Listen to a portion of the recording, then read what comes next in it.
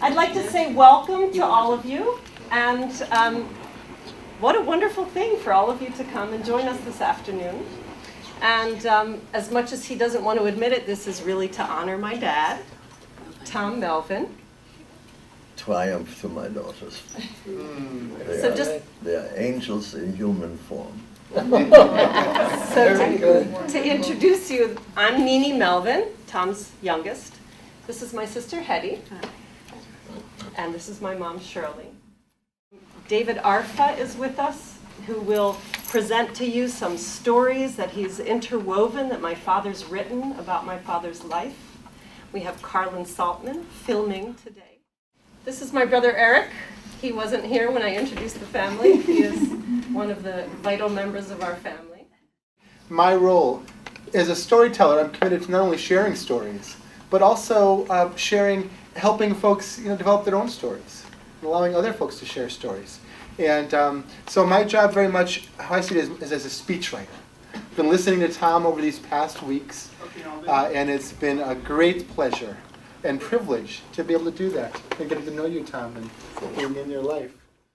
An exchange of two worlds. Since we have only one life to live in this world, we might as well live it smartly. And the two smartest things in the world are trusting that generous souls will show up when you're in need, and banking your own reserves of energy, money, food, for when the interferences of the world come to visit. I should know. I've survived two devastating interferences in my life. The ending of a mutually beneficial 35-year-old marriage earlier this year, and 71 years earlier, I survived Hitler's invasion of Austria. And I would like to share these stories with you to convey the hope and generosity I have felt upon leaving these terrible situations. No one should have to suffer a terrible situation in their life, feeling trapped, like there are no choices.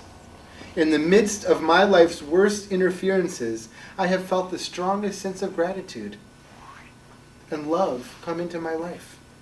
My name is Tom Melvin, and I'm 86 years old. And this is what I hope to convey through sharing these stories with you.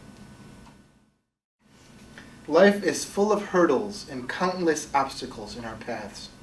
Earlier this year, I left 35 years of a mutually beneficial marriage, 71 years after Hitler overwhelmed Austria. And when my wife's daughter moved into my home, she destroyed my marriage and is trying to ruin me financially. Thanks to my precious daughters, Nini and Hetty, and my devoted caregiver and son, Eric, I have landed in this new world of freedom and choices. This world of peace, promise, and beauty has become my reality. And on my 86th birthday, another miracle happened in my life. Shirley is my first wife and mother of my 3 daughters, is when she re-entered my life. She arrived with delicious strawberry shortcake and a gift of a handmade Afghan for me. I am so grateful that she is now ever present in my life. She's calling me every day and visiting regularly. 4 years ago, when I had a health crisis in Burlington, Vermont, Eric came into my home. He was trained as a caregiver in Ghana, in West Africa. When Eric appears after a good night's sleep, his all-embracing love of life and the people around him earned him the title of Happy Face. His outlook on life is Happy Face, right? He's cracking up right now. His outlook on life is characterized by the belief that nothing need be a problem, unless you're perceiving it as such, that every problem has a potential solution. His ebullient spirit tends to lift everyone out of any kind of depression, substituting a happy and confident outlook. His cheerful outlook and confident spirit help all of us remarkably. Thank you, Eric, for all that you do.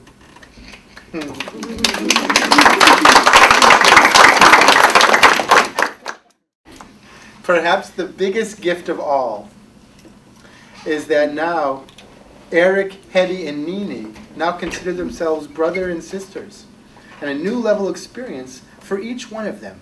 Our family is enriched tremendously because Eric is in our lives.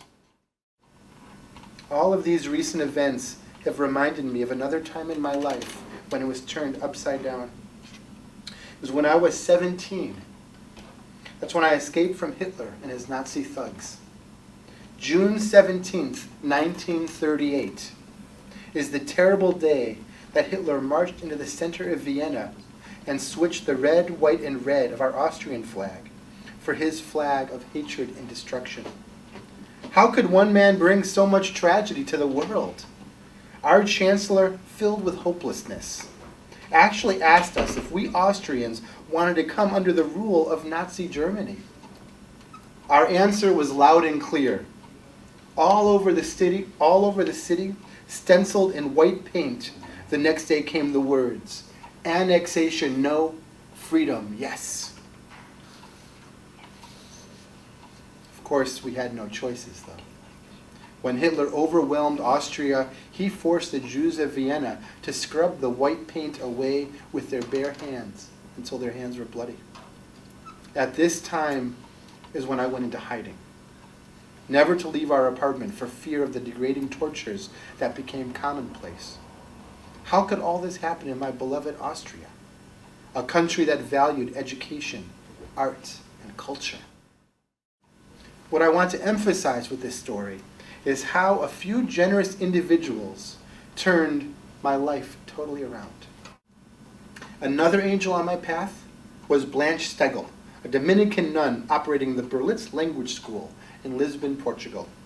My mother told me to learn English as quick as I could so I could hold a job in America when I got there. So I began learning at the Berlitz School of Languages and quickly ran out of money. I barely had money for food, let alone English lessons. When I told Miss Stegel I couldn't continue to take her lessons, she said, "Sit down, tell me your story." And after I had done so, she just took my hand and she said, "No more money exchanged. Instead of twice a week, you will now come 3 times a week, so you can learn the language even faster." And not only did I learn English from her, that allowed me to live in America, she noticed that my ribs were sticking out. I wasn't getting enough food. She said nothing, but every time I came, she handed me a couple of tapioca puddings to fatten me up. And you know what? Those tapioca puddings were some of the best food I've ever eaten during my whole entire life.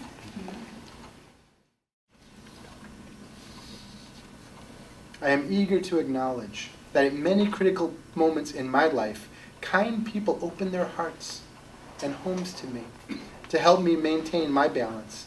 I have been so fortunate that all along this difficult path, I have met many such generous people. This is why I am now charged with a mission.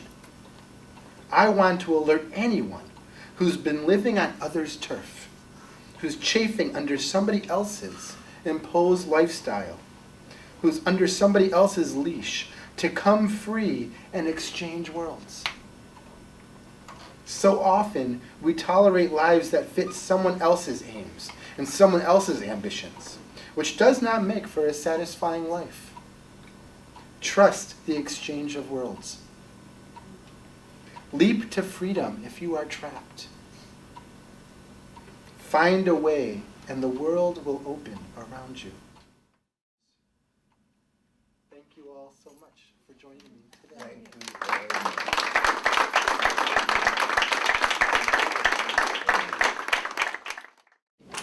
You're welcome. Very fine. Thank you ever so much. You're very welcome. May you always find life successful and satisfying. Thank you. You're a great, This will have a great, special place in our home. you're a great force for good. Thank you. Thank you so much.